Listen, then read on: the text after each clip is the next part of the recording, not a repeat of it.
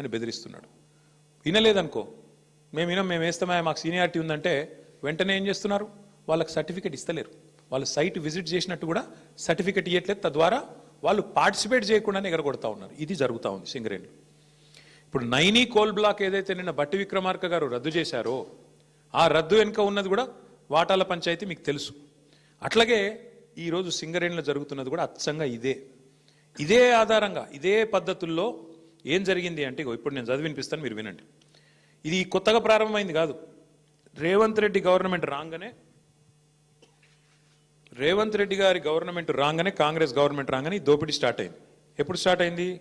ఫిబ్రవరి 24 నుంచి స్టార్ట్ అయింది. ఫిబ్రవరి 20 రోజు ఎంక్వైరీ డేటు ఒక 385 కోట్లది టెండర్ పిలిచిండ్రు. అప్పుడు ఇంకా ఈ సైట్ విజిట్ ఇది పెట్టినట్టు లేరు, అందుకే అప్పుడు కూడా లెస్లనే పోయింది. తర్వాత ఇంకొక టెండర్ పిలిచిండ్రు మేలో, అది కూడా లెస్లనే పోయింది. Godavari Khani RGOC1 RGOCP3 mine, ఈ రెండు కూడా ఇంకా అప్పటికి దిక్కుమాలిన దంద మొదలు కాలే. ఆడికెళ్ళి మొదలైంది కథ. ఎప్పుడు 24కి వెళ్ళి 24 జూన్కి వెళ్ళి మొదలైంది. ఫస్ట్ టెండర్ ఎప్పుడు స్టార్ట్ అయిందంటే, విక్రమ్ రెడ్డి అన్నట్టు ఆయన కాంట్రాక్టరు, తర్వాత సృజన్ రెడ్డి, దీక్షిత్ రావు, జి వెంకటేశ్వర్ రెడ్డి, తర్వాత CH సుశాంత్, సుధీర్ హీరాలాల్ ధోలు, వీళ్ళందరూ కలిసి రింగ్ అయ్యి మొత్తానికి ఇప్పటికీ 7 టెండర్లు అన్నీ కూడా ఎక్సెస్ బేసిస్లో ఇదే సైట్ విజిట్ సర్టిఫికేషన్ అనే అడ్డమైన నిబంధన పట్టుకొని, అంటే కాంట్రాక్టర్ సైట్కు రావాలి, వస్తేనే సింగరేణి సర్టిఫికేట్ ఇస్తుంది. తప్పన కాంట్రాక్టర్ నేను బిడ్ వేస్తా అంటే సర్టిఫికేట్ ఇయ్యేది. సృజన్ రెడ్డి ఫోన్కు ఆయన బెదిరింపులకు లొంగకపోతే వినకుండా ఎక్సెస్ ఇప్పటికీ గతంలో -10 -22లో పోయిన టెండర్లు ఇవాళ డైరెక్ట్గా సృజన్ రెడ్డి కంపెనీకి 207 కోట్ల కాంట్రాక్టు +12%కి వచ్చింది. శోధా కన్స్ట్రక్షన్స్ అనే కంపెనీ సృజన్ రెడ్డిది, అలా భార్య పేరు ఉంటుంది అందులో. ఇది వాస్తవమా కాదా దయచేసి మీరు తెలుసుకోండి, కాపీ కూడా మీ అందరికి ఇస్తాను, మీరు కూడా తెలుసుకోవచ్చు. అట్లాగే వీళ్ళందరూ ఇప్పుడు GVR, CH సుశాంత్, దీక్షిత్, అంతా ఒక రింగు ముఠా. ఇది ఈ ముఠాకి నాయకుడు సృజన్ రెడ్డి, రేవంత్ రెడ్డి బావమరిది, వీళ్ళందరూ కలిసి వేసిన రింగు టెండర్లు. ఇది నిన్న హరీష్ రావు గారు బయట పెట్టిండ్రు. ఏమన్నాడు హరీష్ రావు గారు నిన్న? 9 ఒక్కటే రద్దు చేస్తే సరిపోదు బట్టి గారు, మరి నీకు తెలియకుండా జరుగుతున్నాయి ఇవన్నీ, ఇవి కూడా రద్దు చేస్తావా లేదా అన్నాడు. దాంతోనేంది ప్రభుత్వం లిక్కిపడ్డది. ఓహో, మా దొంగతనం బయటపడుతుంది కాబట్టి ఏం చేయాలి? హరీష్ రావుకు నోటీసు.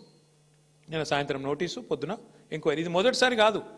1000 కోట్లకు పైగా సివిల్ సప్లై స్కామ్ జరిగిందని బయట పెట్టంగానే అప్పుడు ఇట్లనే డైవర్షన్. మూసీ 1.5 కోట్ల కుంభకోణం బయట పెట్టంగానే అప్పుడు ఇట్లే డైవర్షన్. కొడంగల్లో అల్లుడు గారి ఆమ్యామ్య లగచర్ల భూములు కొట్టేస్తున్నాడు అల్లుడు గారి కోసం, ఆయన మ్యాక్స్ బిఎన్ అనే ఫార్మా కంపెనీ కోసం అనగానే అప్పుడు ఇట్లనే మా నరేందర్ రెడ్డిని తీసుకుపోయి 37 రోజులు జైల్లో పెట్టిండ్రు. ఆయనతో పాటు రైతులను జైల్లో పెట్టిండ్రు. తర్వాత విద్యుత్ కుంభకోణం, కాళేశ్వరం కమిషను, ఫోన్ ట్యాపింగు, గొర్రెల సాము, ఫార్ములా ఈ, మన్ను మశానం అని ఫోన్ ట్యాప్, మొత్తానికి 2 years టైంపాస్ వ్యవహారం తప్ప ఒక్కటంటే ఒక్కటి ఈ రోజు వరకు రుజువు చేసింది లేదు, పీకింది లేదు. అయినా ఇంకోటి వీళ్ళు మర్చిపోతున్నారు. హరీష్ రావు గారు అంటే ఎవరు? హరీష్ రావు గారు మీ మొత్తం క్యాబినెట్నే అసెంబ్లీలోనే ఫుట్బాల్ ఆడుకున్నాడు కదా. మీకు సబ్జెక్ట్ రాదు, మీకు తెలియదు, పీకది. ఆయనతోనే అసెంబ్లీలోనే అందరి ముంగటనే తిట్లు పడ్డారు మీరు. 8 మంది మంత్రులు దెబ్బలు పడ్డారు మీరు. అట్లాంటి ఆయన ఇవ్వాలన్నట ఓ 5-6 పోలీసు అధికారుల మీద కూర్చోబెడితే ఏం ఫరక పడుతుంది? మీ మంత్రులనే ఫుట్బాల్ ఆడిండు, ఈ పోలీసు అధికారులు ఎంత అంటే నాకు అర్థం కాదు. చేయని తప్పుకు ఏదో పనికి మళ్ళీ కేసు పెట్టి ఇబ్బంది పెడతాం అనుకుంటే భయపడతామా? ఎవరు భయపడతారు? ఎందుకు భయపడతాము? అయినా సాక్షాత్తు సుప్రీంకోర్టు చెప్పింది కదా, ఫోన్ ట్యాపింగ్ కేసులో పసలేదు, ఏదో పనికి మాలిన కేసుని కొట్టేస్తే సిగ్గులేదా రేవంత్ రెడ్డి? బుద్ధి జ్ఞానం ఉందా అసలు నీకు? ఇట్లా చేయొచ్చునా? ప్రభుత్వం నడపవయ్యా అంటే నీకు ఏమి చెప్పొచ్చినావు అధికారంలోకి? నువ్వు 6 గ్యారంటీలు అంటివి, తులం బంగారం ఇస్తా అంటివి, 4000 పెన్షన్లు ఇస్తా అంటివి, మహిళలకు 2,500 అంటివి, 26 నెలలు అయిపోయాయి. అది చెప్పే ముఖం లేదు, అది చెప్పే తెలివి లేదు. అందుకే కవర్ ఏం